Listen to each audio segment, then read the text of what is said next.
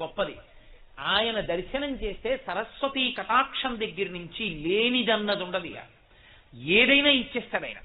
అంతటి పరబ్రహ్మం మీకేమి ఇవ్వలేదండి. ఇంకా లౌకికమైన కోర్కెల దగ్గర నుంచి మోక్షం వరకు ఇవ్వగలడు. కరతలామలకము, చేతిలో ఉసిరికాయ.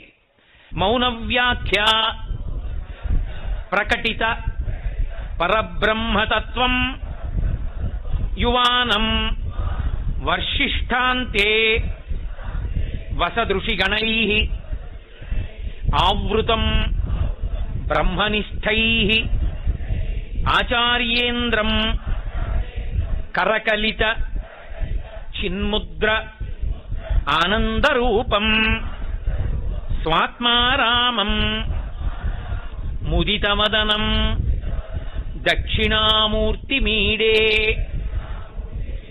వట విటపి సమీపే